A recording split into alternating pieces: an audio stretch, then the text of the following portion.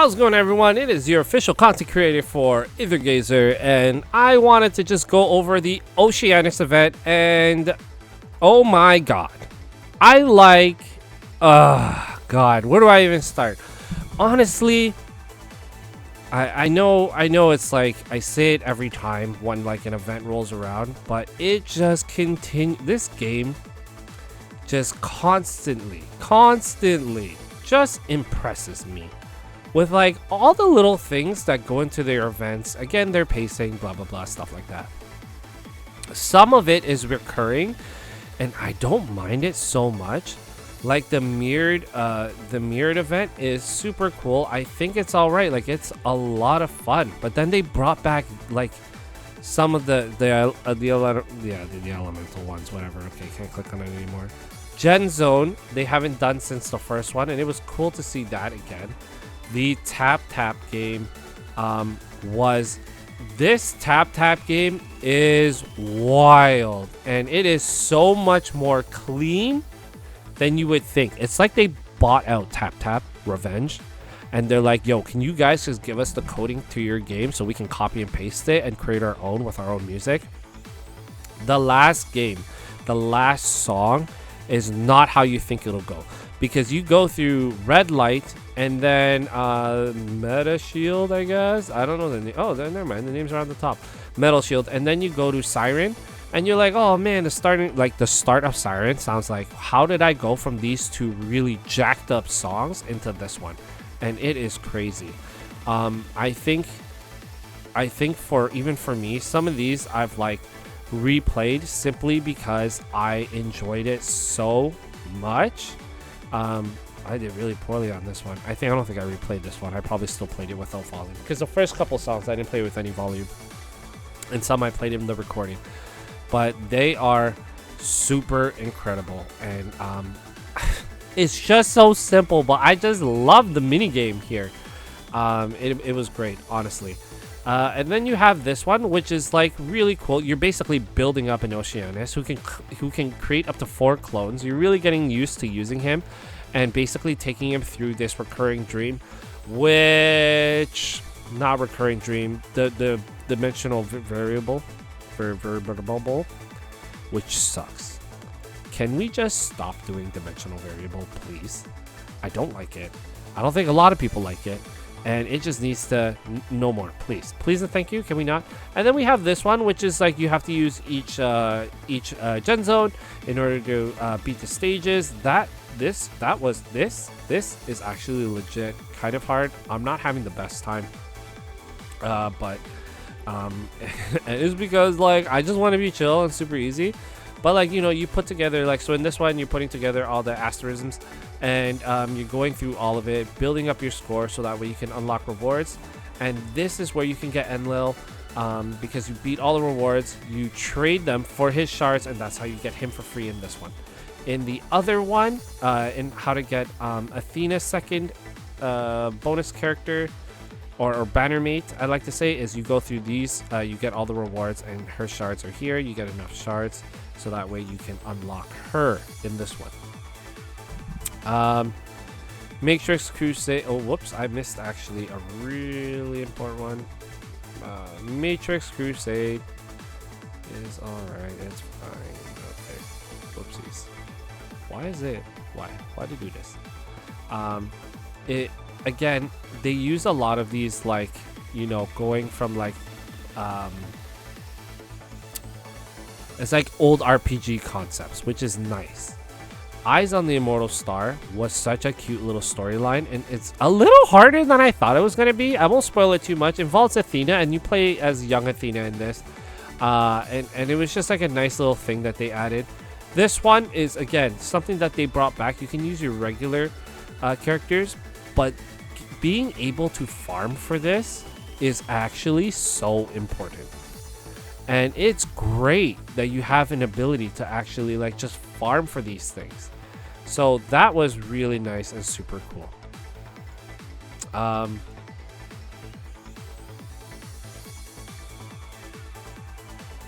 honestly, I just can't complain here, because like I'm so surprised with how they've done just about everything.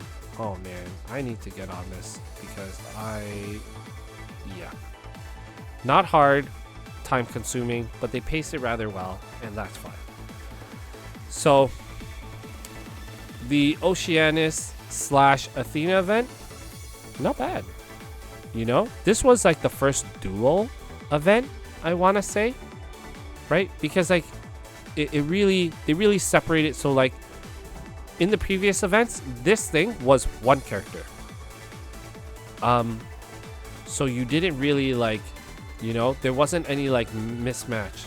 So our first major event was Scotty, and it was mostly Scotty for a while, and then S. Levy's storyline just tied into Scotty.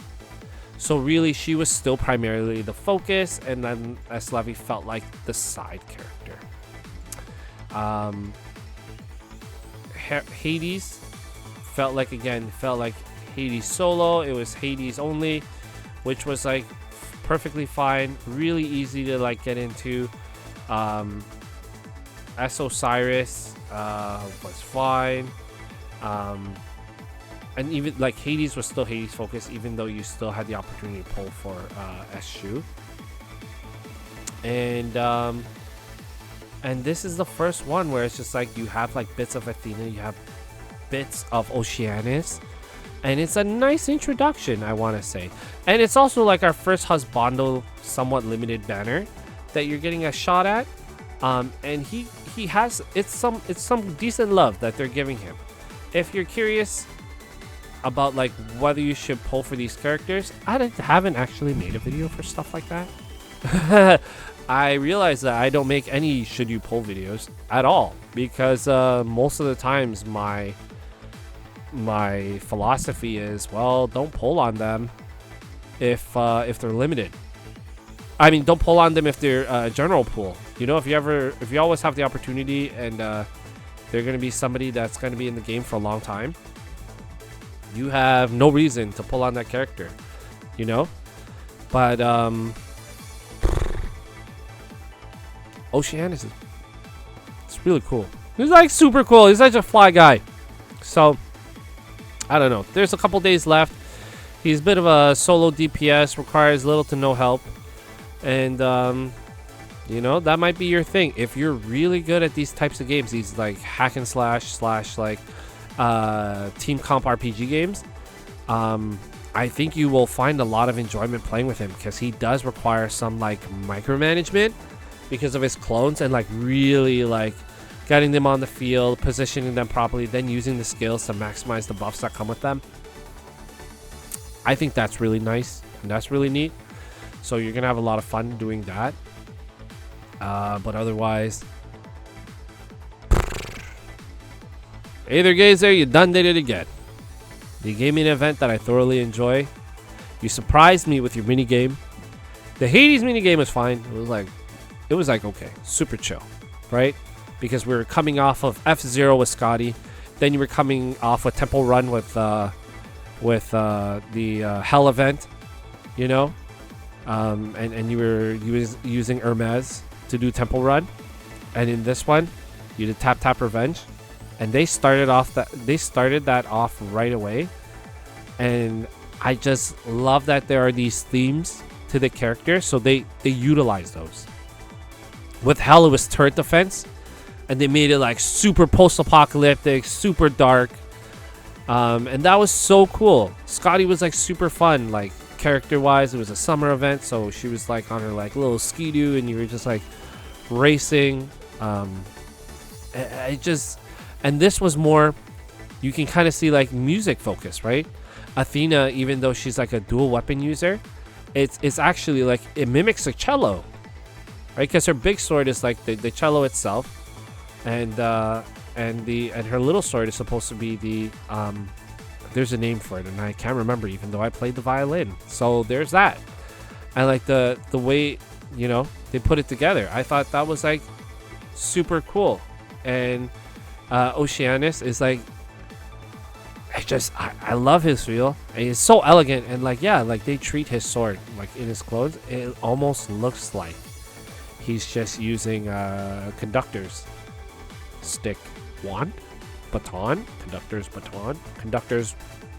god, it doesn't sound good no matter what, I think. So, if you're looking for a game that just has super cool events that will just throw you a surprise every now and then, don't look too far. Aether Gazer is just around the corner, and it is just always surprising. I'll tell you what though, guys, even though dimensional variable lasts way longer, I have not touched this in so long.